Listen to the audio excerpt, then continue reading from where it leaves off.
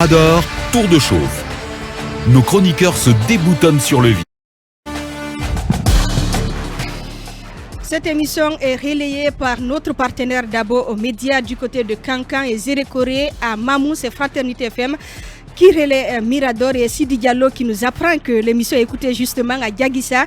C'est dans la préfecture de Dalaba à travers Fraternité FM. Encore une fois, bienvenue à tous. Ibrahima Sorilen Konsouma, bonjour. Bonjour Arissatou, bonjour, ne riez pas, vous savez mon bonjour. Bonjour à la communauté Baga du littoral de Conakry et tout le pays. Bonjour à Almamia, à Kalom, bonjour à Almamia, à Kaporo, bonjour à Ndunguya, mais aussi dans la famille de Monamundoma, pourquoi pas à Baya, chez Mamoudou Souma à Lambaye, c'est les grandes familles Baga. Bonjour à Escanté le Presse, la communauté aussi aux États-Unis aujourd'hui est en convention. Bonjour là-bas, Ousmane Bangoura de l'Antégué est de ce côté. Et il y a une bonjour qui reste. Hein? Hey, bonjour Bassi Kolo. Merci, vous comprenez déjà le langage. Alors, Arissatou, je suis écœuré ce matin. Vous savez pourquoi? Des citoyens guinéens ne profitent pas des mesures dans ce pays. Voilà que avant, Conakry Kindia était 25 000 francs guinéens. C'est remonté à 30 000. Lorsque la crise de Covid doublée du mauvais état de route est arrivée, on a rehaussé le transport à 50 000, puisqu'à l'époque, il y avait juste 3 derrière pour des mesures barrières. On met forcément 3 derrière, 1 devant. Avec l'état des routes, on a amené le transport à 50 000. Qui a amené le transport à 50 000? Qui a amené le transport à 50 000? Les chauffeurs dans un pays. Oui, les chauffeurs, et finalement, l'État a cautionné. Aujourd'hui, à l'époque, on faisait pratiquement 6 heures du temps entre Conakry et Kindia, 12 heures ou 14 heures entre Conakry et Mamou. Long seulement de 135 km Conakry-Kindia et 270 km Conakry-Mamou. Mais l'état de route, ce n'est plus aujourd'hui un sujet. Pratiquement, entre Conakry et Kindia, on fait 1h30, 2 heures du temps. Effectivement. Conakry-Mamou, aujourd'hui, en 4 h 5 heures du temps, on balaye la route. Mais le transport reste maintenu pratiquement à 50 000 francs guinéens. Et vous ne voulez pas laisser les chauffeurs en profiter, hein? Non mais attendez, non, pas les chauffeurs, mais et les citoyens guinéens. Vous savez, moi je défends le bas peuple. On ne peut pas prendre ces mesures et que les citoyens continuent à souffrir. Les 50 000 profitent à qui? Pourquoi c'est le citoyen qui doit toujours enrichir, en tout cas, un petit groupe de Guinéens? Et aussi l'État. Il faut revoir les choses. Mais il faut revoir. Ajoutez à cela aujourd'hui. C'est ahurissant. Du côté de Kindia d'ailleurs, il n'y a pas de véhicule. Parfois, il y a des crises. La dernière fois quand on allait à la formation, toi-même tu sais comment des fois Dieu nous a sauvés. On crée des crises de carburant de ce côté parce que ça en manque. Mais ce que je ne comprends pas, quand le colonel Doumbouya est arrivé, il a pris une première mesure populiste, puisque cette mesure... Non, la mesure est populiste. On l'a salué cette mesure. Mais elle était la bienvenue. À quoi sert une mesure si ça ne profite pas aux citoyens, au peuple de Guinée? On prend la mesure pour qui? Pour des simples citoyens, des simples petites personnes tapis dans l'ombre? Non, pas du tout. Le colonel est parti de 12 à 10 000 francs guinéens. Mais cela n'a pas changé quand même le coût des produits de grande consommation sur les marchés. Cela ne s'est pas répercuté sur le loyer. Cela n'a pas non plus profité, comment je peux appeler, au coût de transport à Conakry à l'intérieur du pays. Quel lien avec la crise de carburant Lincoln que Kindia est en train de vivre en ce moment? Oui, mais pas seulement que Kindia, d'autres coins de la Guinée aussi vont en vivre. Le lien est que on diminue le coût de carburant, ça ne profite pas aux citoyens. Le panier de la ménagère n'a pas changé. Vous êtes femme. Chaque jour, vous êtes obligé de prendre 50 000 francs avec M. Barry ou plus de 40 000 ou 60 000 francs. Parce que le marché continue à être cher. Nous, on a pensé que la diminution du coût du carburant allait au moins avoir un impact direct sur la vie de nous, les Guinéens. Mes amis qui prennent les bonbons dans les taxis, les motos, qui marchent à pied, mais aujourd'hui, pratiquement, ne profitent pas du coût de carburant réduit. C'est ça aussi la réalité. Donc c'est pourquoi j'ai dit que le colonel a pris des mesures populistes. Pendant ce temps, cette mesure ne profite pas à l'État, puisque j'apprends que par mois, l'État perd par importation, par mois, 140 000 à 140 à 200 milliards de francs guinéens. Cela pouvait nous aider à construire des routes. Cela pouvait s'augmenter peut-être au salaire des pauvres enseignants qui réclament tous les jours de l'argent. Cela pouvait aider, en tout cas, à augmenter ou bien acheter des produits dans les hôpitaux. Cela pouvait aider à augmenter le salaire, pourquoi pas, des médecins et autres fonctionnaires. Mais on perd 100 milliards, 140 milliards, on perd 200 milliards. Mais qui récupère ça? Aujourd'hui, j'apprends que ce sont les syndicats qui profitent. Parce que la plupart des syndicats de transport, des syndicalistes de transport, ont des véhicules. C'est pourquoi ils ne défendent pas le bas peuple. Monsieur le colonel, si la diminution du prix du carburant ne profite pas à nous citoyens, bas peuple, par rapport au transport, au coût de la vie, au coût de loyer, mais ne continuez pas à faire perdre l'État. Aujourd'hui, c'est un petit groupe de personnes qui profitent de tout cela. Et qu'est-ce qu'on peut dire sur la crise? Elle dure quand même depuis jeudi. On apprend que le litre est vendu au marché noir jusqu'à 30 000 francs. Oui, j'apprends par endroit, on peut vendre le prix de riz dans certains coins de la Guinée à 15, 20, jusqu'à 30 000. Où parfois des cris sont criés, notamment du côté de Kindia. La chaîne continue également à l'intérieur du pays parce qu'il y a des villes qui n'ont pas, par exemple, de station. Mais ce n'est pas le cas de Kindia, attention. Non, mais oui, Kindia, c'est centre-ville. Mais chaque fois, la crise est créée de ce côté. Ça, tout à l'heure, je l'ai dit. On était en formation à Kindia. Mais on a passé, moi, j'ai pratiquement de 10h jusqu'à 15h ce jour-là, j'ai pas eu de véhicule. Parce que ça ne venait pas. À Mamou, il y a eu cette crise. À Kindia, c'est très récurrent. Alors, qu'est-ce que la présidence fait? Puisqu'aujourd'hui, le carburant relève de la présidence. Qu'est-ce que la SONAP fait? On va poser la question au directeur Doumbouya. On va poser la question à M. Amara Kamara, qui est le secrétaire général de la présidence, et au colonel président Doumbouya. Qu'est-ce qu'ils font par rapport à ce qui se passe? On ne profite pas du carburant, le transport est cher, le coût de loyer, le marché pour le peuple ne gagne rien. Donc, si vous nous faites perdre de l'argent, au moins prenez cet argent pour construire des écoles, des routes et augmenter sur le salaire des enseignants et des médecins qui travaillent dur dans ce pays, qui ne sont pas du tout récompensés. Ce matin, je suis très énervé parce que je me dis que le colonel parfois prend des mesures populistes qui ne fait pas gagner, ou bien qu'il ne faut pas gagner du moins aux Guinéens. En tout cas, le résultat est escompté une fois de plus encore. Stop à ce qui n'arrange pas le bas peuple. Nous, dans les taxis Bombona et Boto, on veut le prix du transport soit diminué pour aller à Kindia, à Mamou. Chez nous, à Télémélé, il n'y a même pas de route.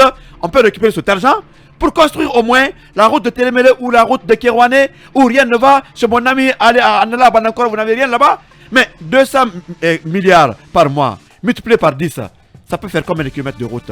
Mon ami, j'espère que, quand même, de ce côté, de Mirador, c'est un cri de cœur. Nous, Baldé, bonjour.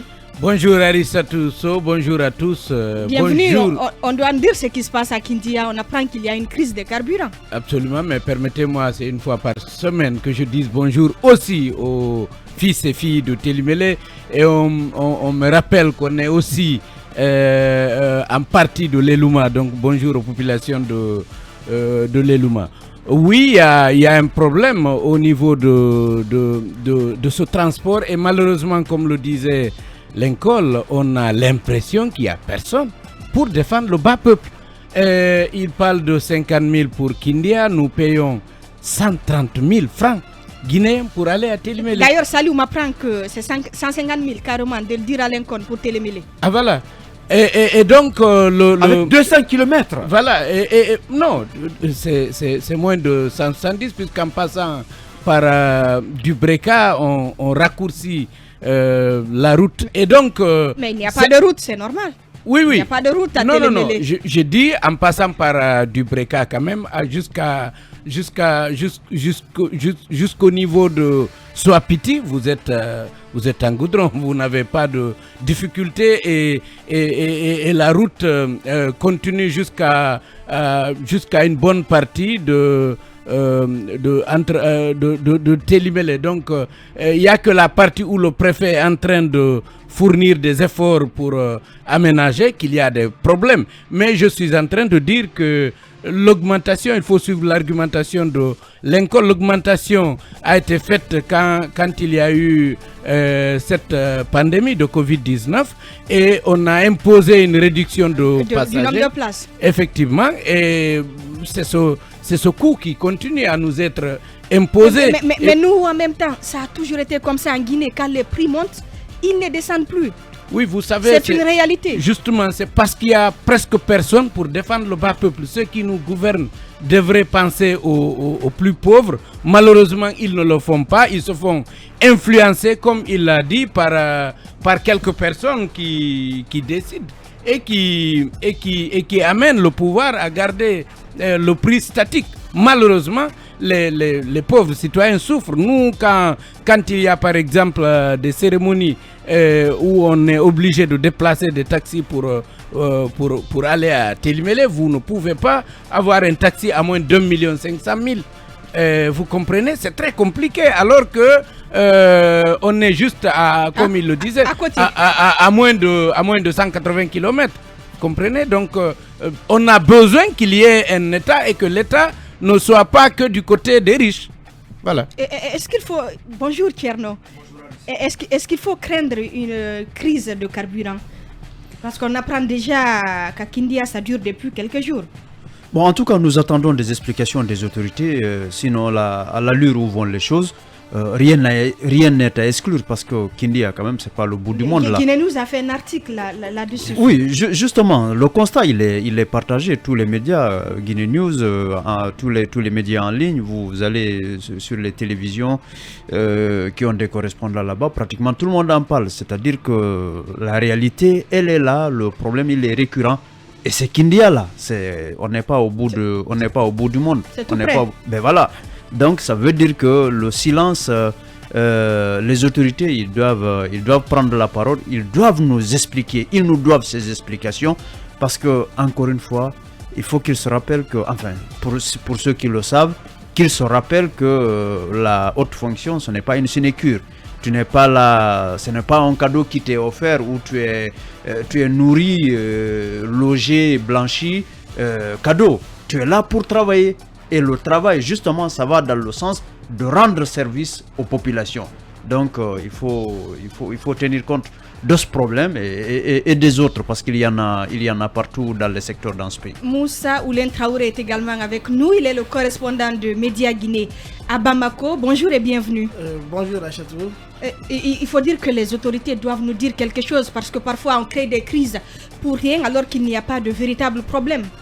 Oui, pour parler de cette histoire de route en Guinée, nous qui sommes de Banakoro, nous sommes très indignés puisqu'on a vu le ministre ici, le ministre des Transports, parler de la préfecture de Kerouané il y a un moment donné, que Kerouané c'est une ville qui avait pris la Guinée en charge pendant une décennie. Et quand vous parlez de Kerouané, vous allez parler forcément de ma ville natale Banakoro, qui est la capitale peut-être de la sous-région des diamants, et nous avons produit assez de diamants. Mais si vous prenez d'abord géographiquement Banakoro, vous allez voir Banakoro entre les trois grandes villes de la Guinée, Kissidou à 130 km et Massanta aussi à 140 km, Kerouané à 40 km. Mais pour aller à Banakoro, il faut grimper sur les montagnes. Peut-être s'il y a des gens ici dans ce studio qui connaissent Banakoro très bien. C'est tout Langbarma. Voilà, une montagne parfois. Les véhicules sont obligés de débarquer les chauffeurs. Vous montez à pied. Là le aussi, il y a des monte échelles. à part. Oui, bien sûr. Oui, on peut faire des routes de ce côté. C'est une chaîne montagneuse à Banakoro. Mais très malheureusement, nous n'avons pas de route. Donc quand on entend parler de l'histoire de route en Guinée, nous qui sommes la vache à lait, parce que c'est ce qu'on dit, la vache à lait, très malheureusement lâchée par ces veaux, parce qu'on a nourri la Guinée pendant une décennie ou bien pendant des décennies. Mais pour le moment, je pense que nous sommes laissés pour compte, puisque le ministre a dit que la Guinée a été ingrat envers la préfecture de Kerouané, ingrat envers Banakoro. Donc je vais dire que cette histoire de transport en Guinée, si vous prenez par exemple la Guinée et vous prenez, contrairement au Mali, donc vous allez voir que la situation au Mali est bien gérée parce que les syndicats sont très nombreux. Et par rapport à Guinée, il n'y a qu'un seul syndicat qui contrôle la situation, le CNTG. Mais très difficilement, le monopole, c'est ce qui fait que vraiment cette histoire de transport monte et ne descend pas.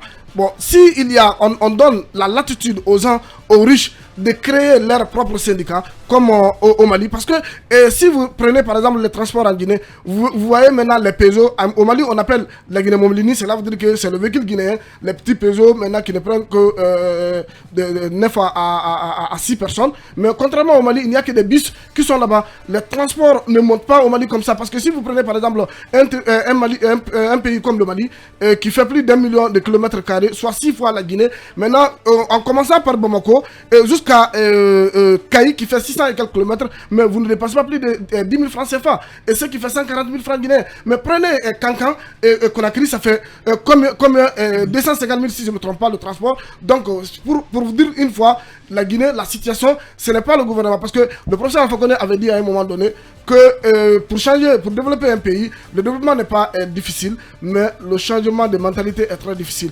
En Guinée, il y a trop de laisser aller aussi. Hein. Et pire que ça, il faut annoncer, hein, toutes les capitales régionales, sous-régionales sont desservies à partir de Bamako. Il y a une ligne de bus Conakry, Bamako-Nouakchott, Bamako-Ouaga, Bamako-Tel, mais il n'y a pas de bus Bamako-Conakry parce que les syndicalistes refusent que cette liste fonctionne. C'est ça aussi la réalité. C'est-à-dire, nous travaillons pour les syndicalistes qui sont devenus des simples propriétaires de véhicules et qui aujourd'hui sont en train de s'enrichir au détriment des peuples par rapport au coût du transport. Mais Tcherno, pour clôturer. Oui, pour clôturer, moi, à la décharge des syndicalistes, je dis que ce n'est pas à un syndicaliste de gérer un État. Le syndicaliste, il est là, c'est pour défendre l'intérêt de sa corporation, l'intérêt des travailleurs de sa corporation. Donc si l'État ne fait pas son travail, c'est tant pis pour lui, c'est tant pis pour les populations qui ont mis en place des autorités en qui elles se reconnaissent.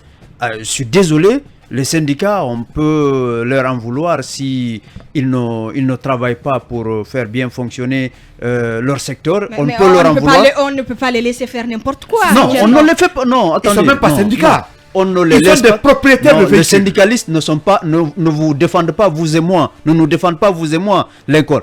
Les syndicalistes, c'est par rapport à la corporation. Prenez le syndicat de la presse. Qu'est-ce qu'ils ont à faire dans le secteur des transports ou dans le secteur de route? Ça n'a rien à voir. C'est à l'État de prendre ses responsabilités. Oui, c'est pourquoi on dénonce, pour que l'État se rende compte. Les syndicats, c'est...